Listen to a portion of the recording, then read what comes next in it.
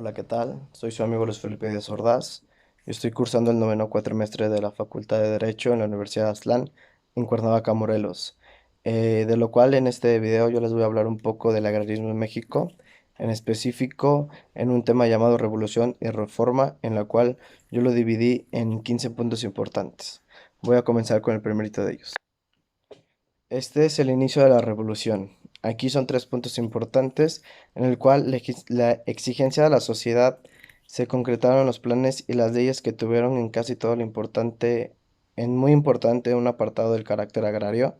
El segundo punto es además la plena libertad de imprenta y el hecho de no contar con una mayoría en el Congreso imposibilitaron que Madero pudiera lograr que se aprobaran las leyes necesarias para cumplir los postulados en el Plan de San Luis. Y el tercer punto de este es que por ello las promesas agrarias no se cumplieron, de lo cual generó mucha inconformidad en los diversos líderes y caudillos. El segundo punto es el Plan de Ayala y los zapatistas, en el cual el Plan de Ayala, promulgado en noviembre de 1911, promulgó principalmente por la devolución de las tierras arrebatadas a los pueblos y a las expropiaciones, previa indemnización de los grandes monopolios, a fin de que los pueblos y ciudadanos de México obtuvieran ejidos, colonias, fondos legales para trabajar en los pueblos y en los campos. Otro punto también muy importante de este plan de Ayala y de los zapatistas fue la Ley Agraria Zapatista, emitida en 1915.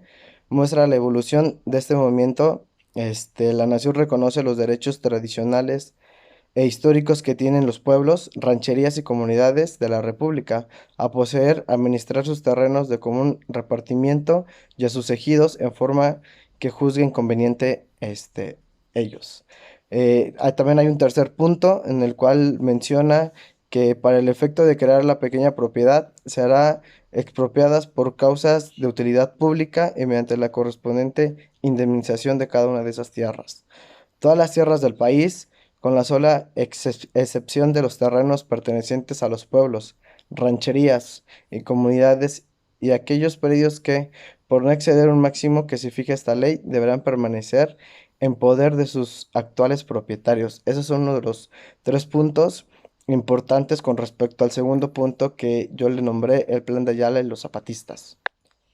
El tercer punto es proporciones villistas. Es decir, la ley agraria emitida por Villa en 1915 estipuló un lugar, en su lugar se regieron argumentos relativos a los obstáculos al desarrollo económico y el bienestar social, la devolución de las tierras usurpadas a los pueblos, y en otra parte, en su articulado, esta ley facultó a los gobiernos estatales a expedir leyes para construir y proteger el patrimonio familiar sobre la base de que sean inalineables, que no podrán grabarse ni estar sujetos a embargo. Este aspecto que después retomó en la Constitución de 1907 fue muy importante. Un cuarto punto es la propuesta de Carranza. En este proceso se inició con la ley agraria el 6 de enero de 1915, emitida por Carranza en Veracruz, la cual recogió el aspecto nodal y la lucha zapatista, pues ordenó la restitución de las tierras arrebatadas a raíz de una interpretación dolosa de la legislación de julio de 1856 y estipuló la dotación para aquellos pueblos que carecían de ella, perdón. Asimismo, estipuló la creación de la Comisión Nacional Agraria por cada estado o territorio de la Federación y de los comités particulares ejecutivos que en cada entidad federativa se consideren necesarios. También sería entonces enviado a la Comisión Nacional Agraria para que diese los elementos necesarios al encargado del Poder Ejecutivo, el cual expedirá los títulos definitivos. Sin embargo, fueron pocos los avances en esta materia de restitución que se lograron, pues entre otras cosas aún no se concluía la lucha contra otros ejércitos revolucionarios. En este punto que yo le llamé la propuesta de Carranza. Un quinto punto es el reparto escaso y lento. En este periodo se elaboraron varias disposiciones reglamentarias en el artículo 27 constitucional, dirigidas a normas el proceso de restitución y dotación de tierras y a impedir un nuevo acaparamiento. Desde la ley de ejidos, emitida por Obregón en 1920, quedó establecido que el límite de propiedad privada inafectable por el reparto de agrario sería de 50 hectáreas. En 1925 se expidió la llamada Ley Fraga, con la intención de fijar al campesino a su parcela de cultivo, asegurándole que nadie podría moverlo ni de ella ni despojarlo.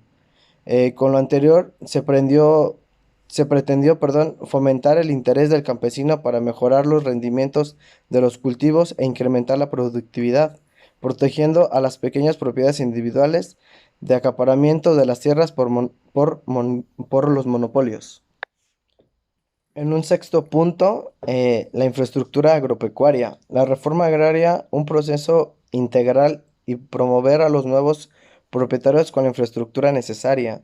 Los proyectos de mayor envergadura fueron la creación de la Comisión Nacional de Irrigación y el Banco Nacional de Crédito Agrícola. Las sociedades regionales, además de ser préstamos a sus asociados, podían contar la construcción o administración de obras permanentes de mejoramiento territorial, encargándose de la compra, venta y alquiler de implementos para la explotación agrícola y, entre otras cosas, organizar y administrar empresas e industrializaciones y comercialización de productos agrícolas. En un séptimo punto, la transformación del cardenismo, esto es, los ejidatarios no contaban con los medios necesarios para realizar una explotación agrícola exitosa, en gran medida por el tipo de tierras que se les entregó y por la falta de infraestructura agropecuaria y equipos de cultivo. El promedio de tierra cultivable por ejidatario fue de 4.6 hectáreas a nivel nacional y de 3 hectáreas en el área centro. Los ejidos solo contaban con un 13% de las tierras de riego y únicamente el 10.5% de los ejidatarios habían obtenido algún tipo de crédito. En 1934, antes del arribo de Lázaro Cárdenas a la presidencia de la República, se efectuaron diversas reformas jurídicas, se modificó el artículo 27 constitucional, se creó el Departamento Agrario en sustitución de la Comisión Nacional Agraria y se instruyeron las comisiones agrarias mixtas en cada entidad federativa, en las cuales tendrán participación las organizaciones campesinas. En marzo de 1934 entró en vigor el Código Agrario. En un octavo punto, las dificultades de la colectivización. El desarrollo rural de las zonas organizadas colectivamente durante el sexenio de Cárdenas enfrentó varias dificultades, es decir, la carencia de agua, la sobrepoblación limitaron el desarrollo agrícola. También la forma en que se distribuyeron las tierras originó problemas, la rapidez del reparto y la carencia de la planeación, así como el reparto a la pequeña propiedad de los hacendados, dio como resultado un mosaico irregular de pedazos de hacienda y de ejidos, los cuales no condujeron a una administración y manejo adecuado y eficaz de las tierras. También, por otra parte, no tardaron en aparecer la corrupción y el favoritismo, en una gran medida fomentados por los funcionarios del banco, cuyos bajos salarios los hacían partícipes y propensos a una búsqueda de ventajas personales en las operaciones del ejido colectivo. Para 1956, la organización y la falta de apoyos oficiales condujeron a cancelar la explotación colectiva, a distribuir las tierras en parcelas individuales y a la repartición del ganado. En el noveno punto es una nueva estrategia. A partir del gobierno de Manuel Ávila Camacho y hasta 1964, el reparto de las tierras para la constitución de ejidos se aplicó con mayor intensidad. En su lugar se adoptó por impulsar y otorgar mayores garantías al desarrollo de la pequeña propiedad. Durante algunos años se empleó la modalidad de la colonización para la creación de nuevos centros agrícolas. Las reformas legales, asimismo, procuraron estimar la inversión del capital en infraestructura productiva, pues se dispuso que cuando se mejorara la calidad de las tierras agrícolas o ganaderas mediante obras de riego, drenaje o cualquier otra, tal propiedad no podría ser objeto de afectación. Aún así, con las mejoras realizadas, se rebasaban las superficies máximas señaladas para la pequeña propiedad inafectable. La superficie otorgada a cada colono no fue superior a la señalada en el artículo 27 constitucional para la propiedad privada ni inferior a la parcela ejidal. En un décimo punto es el auge y la crisis agropecuaria. Durante los años de 1930 a 1966, la producción agrícola en México creció más rápidamente que su población, contribuyendo significativamente al desarrollo general del país. Aunque la, eh, Aunque la población creció con mayor rapidez, la producción agrícola experimentó índices de crecimiento más alto. Como resultado, la disponibilidad interna de alimentos aumentó un 3.8% por año, y con ello el sector agropecuario contribuyó al desarrollo urbano industrial con los alimentos a bajos precios y con la generación de perdón, a la generación de divisas productos de sus crecientes exportaciones. A medida que los años 60 concluyó la etapa del crecimiento de la agrícola mexicana, a partir de 1966, el incremento de la producción agrícola ha sido inferior al crecimiento de la población. De maíz y frijol descendió en términos absolutos. Los elementos que habían contribuido al crecimiento de este sector mostraron a partir de entonces signos inequívocos o agotamiento. Por ello, el proceso de urbanización que experimentó el país en esos años modificó los hábitos de consumo alimenticio y con ello, además de algunos productos agrícolas. Con el mejoramiento del nivel con el mejoramiento del nivel de ingreso de la población urbana, aumentó el consumo de productos envasados en proteínas, en origen animal y alimentos procesados industrialmente. Así, la crisis de la producción agropecuaria se vio más acentuada por la convergencia de tres fenómenos: el proceso de descapitalización a que fue sometida, la reducción de la tasa de crecimiento de la superficie cultivada y el ritmo decreciente de la producción de maíz en la zona del temporal. En el onceavo punto, las nuevas demandas campesinas. Al final del sexenio de Díaz Ordaz, había entregado una cantidad de tierra solamente equiparable a la repartidas durante la gestión del presidente Cárdenas. Asimismo, continuando con una tendencia iniciada en el sexenio anterior, su gobierno se negó a otorgar prórrogas a las concesiones de inefactibilidad ganadera vencidas y rechazo a la población de las nuevas concesiones. Las situaciones en el campo, sin embargo, no lograron recuperarse en el corto plazo formado por campesinos sin tierras o por quienes obtuvieran una proporción mínima de su ingreso en la explotación de su parcela. Aunado a esto, lo anterior, se detectó la falta de crecimiento de alimentos que tuvo que cubrirse mediante importaciones a precios sin precedentes en el mercado mundial. También estas nuevas formas de asociación productiva eh, propiciaron el nacimiento de un nuevo actor social en el campo, la organización económica campesina, y trasladaron el énfasis a la movilización campesina y a la política estatal hacia los problemas relacionados con la organización de los productores rurales. En un doceavo punto, la efervescencia agraria. En la década de los 70 se presentó una gran confluencia de distintas fuerzas campesinas en demanda de tierras. Avecindados e hijos de ejidatarios buscaban la ampliación de los ejidos o nuevas dotaciones. Jornaleros y trabajadores rurales migrantes demandaban la afectación de latifundios simulados, y las comunidades indígenas persistían en rescatar las tierras que poseyeron anteriormente. Esta situación se tradujo en un número de movilización e inversiones en la tierra, que a lo largo de la década evolucionaron hacia nuevas estrategias de lucha, la formación de nuevas organizaciones campesinas y nuevos objetivos, la apropiación de un ciclo productivo. Ese último elemento añadió a la propiedad ejidal una contradicción más. El ejido tenía que de funcionar al mismo tiempo que un órgano de representación campesina con un apartado del Estado.